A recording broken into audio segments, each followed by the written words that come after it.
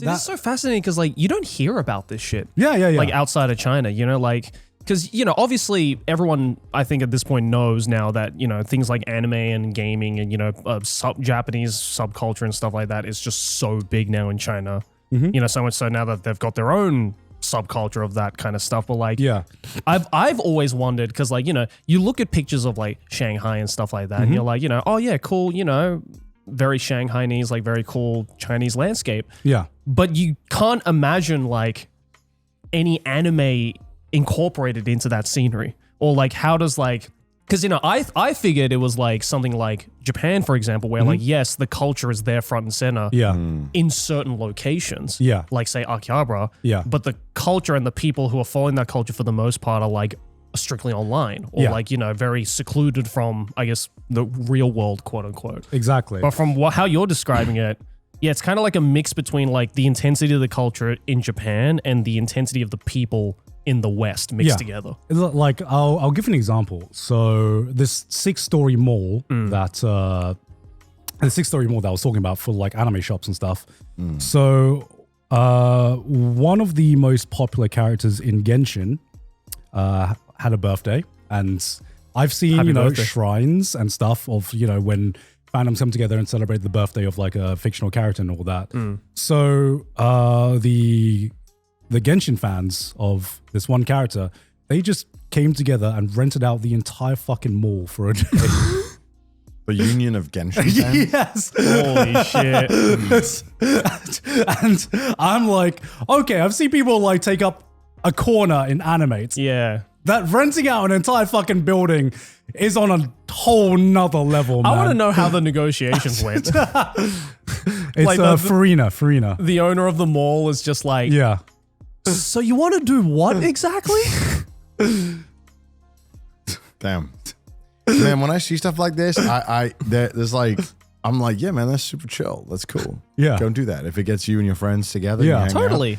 But then there is a sad part of me that's like, man, this is such a human thing to celebrate each other's birthdays. Yeah. And there is a tiny part of me that's like, man, it's a little sad that we're now, there's probably some people who probably celebrated Furna's birthday that didn't celebrate one of their friends or themselves, you know. Then that makes me a little sad because I'm like that, you know what I mean? Because then this is also a good form of advertising as well. No, I mean it is, but I mean this is just like to show you what I mean when I say intensity, where I'm like, I can't imagine another country going And wait. this far. And wait, is this like completely fan driven as well? Yeah.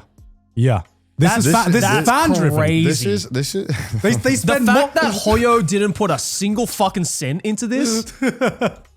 Yeah, they didn't put. Yeah, the fact that they spent no money and they were like, "Oh, okay, huge fucking billboard for us for free, cool." Yeah. That's crazy. Yeah, I mean, you are. I mean, you're kind of like a trained puppet for the company. I mean, you know, Totally, you I are. mean, like you know what I mean? Like, Well, I don't think. Well, I mean, that's what fan bases are, right? At the end of the day. I mean, it's like the whole. It makes you feel back to like the Xbox 360, PS3 days, where it was like a big thing to be like, "Are you an Xbox guy or a PlayStation guy?" It's like at the end of the day, you're still sucking the dick of a company and pushing that, and then you're making that your personality. Well, and I think that's fine if you make friends and have enjoyment. But I also think like it's okay to be a bit introspective and be like, maybe my entire being shouldn't be an ad. Like, you know. Well, I think that I don't know. I think that was because I think that's because we have a very that's our perspective, especially growing up in the UK. Of course, that was kind of like drilled into us to be like the European mindset like, is to never fucking bow Fuck down the to a big corporation. system. No, it was like you can be a fan, but don't be too much of a fan. At least that's Yeah, there are limits. There are limits. You should. You know. Because there's this there's like pretty much everyone I saw in one of these malls, right? Because I was talking to the people at Bilibili about how do we display ourselves as a fan of a certain thing, right? And when I buy merch, I like to buy subtle merch, things that subtly show off your something that other fans would know, but isn't overtly like an anime or like a not something that's thing. not in your face. Yes, right. Yes. And when I went over to China, it was almost the complete opposite, where one of the biggest trends in right now that I saw was I think they're called like Eater bags, where it was like it's a bag, but they have see-through bag, right? They have a see-through bag where you can basically put in whatever you want to make a shrine out of, whether it be a certain character or a certain series. It's very popular in Japan. Yeah. Pretty much everyone had one in one of these malls in China, to the point where you could like, it was almost like everyone wore it as a badge of honor to be like, this is what I'm a fan of. Yeah. And this is like, this is the gang I affiliate with. Yeah. Do you think that's because maybe people in China are just more extroverted, or do you think that's because maybe like mass adoption of like fandom for anime and games is like a newish concept? So actually, I was talking to some people and they actually gave me a pretty like interesting answer about this. Okay. Because as a culture, they told me, Chinese culture, we adopt things very fast. We develop very, very fast. And that includes our culture as well. Trends can come and go at the drop of a hat. But, there are advantages of that, of like mass adoption and mass development at very, very fast paced speed. But also, we also have to live with the consequences as well. Sometimes we adopt things without fully thinking about all the consequences of adopting this one thing. And by the time we see the consequences, it's already too late. We've already adopted this one thing. And I thought that was a super interesting perspective of just like, okay, this is, I guess, just baked into the culture of the country there, where they are so like anime, gaming, and comics grew so fast there, and the culture grew so fast there, and all these things are popping up so fast just because that is just part of their culture. They adopt things very fast, and they're very willing to adopt things very fast. I feel that's just in general a very East Asian thing, because Japan, I don't know about Korea, but I assume it's the same, but at least in Japan, I feel that's the same way, except the biggest difference is that they're not as fast to adopt it.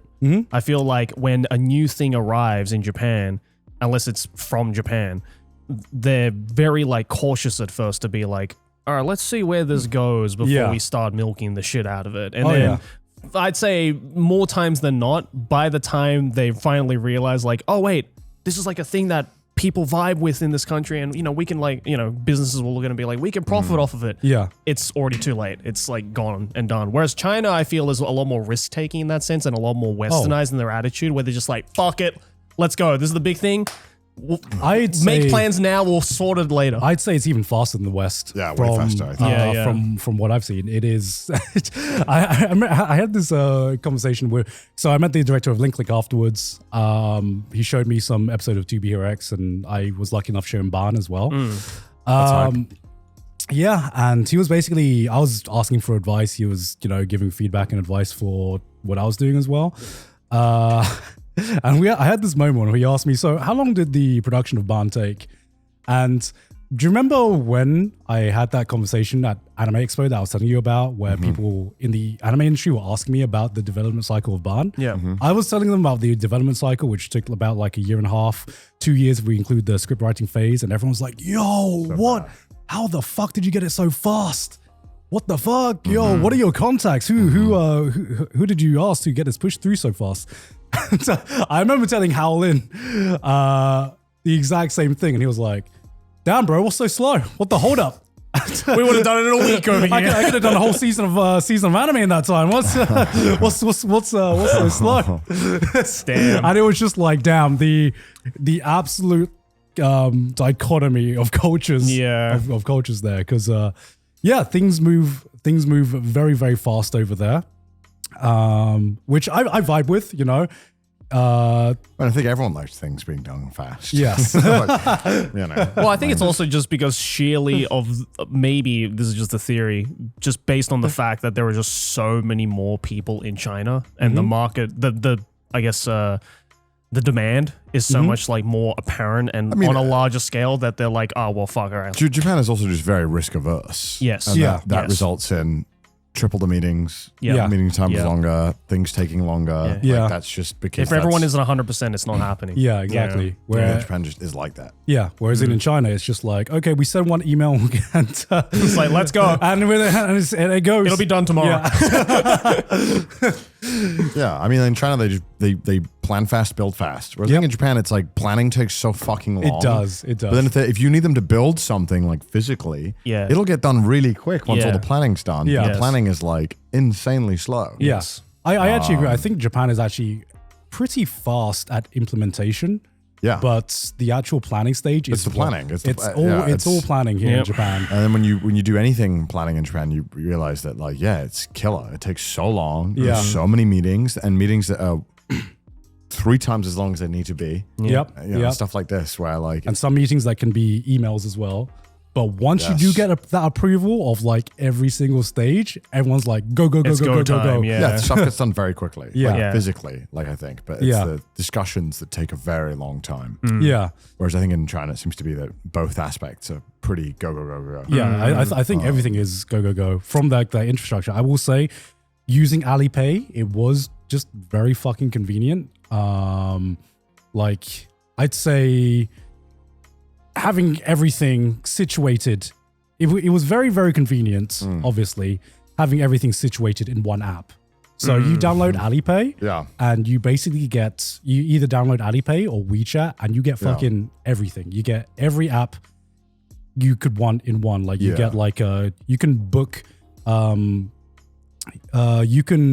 book events through those apps. You can obviously book, taxis, Didis, Google, the equivalent to like Google Maps. You can all get through that one app. And I will say that was just really convenient. Ain't no way that's ever happening in the West for reasons, but I guess I can also understand that like there's probably like costs for everything, right? Yeah, like, exactly.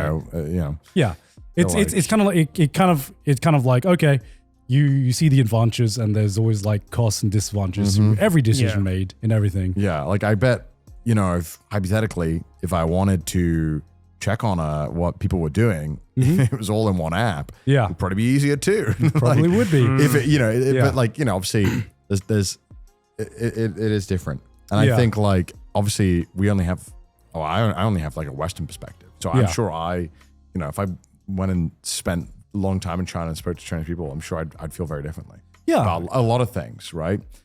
But I think there's also a lot of like fear mongering about it from a Western perspective. There is worry too much about stuff. And it's like, how about you just go over there and fucking see what's up? Yeah, honestly, it was actually. But I do want to go. I really want to go. You should go. Honestly, it was like talking to the people there, it just kind of gave me a different perspective where it wasn't just like, sometimes the media can make it seem like, oh, everyone is there is like super 100% against with like every decision that they make or every way they And honestly, you go there and most people are just realists as well. Of course.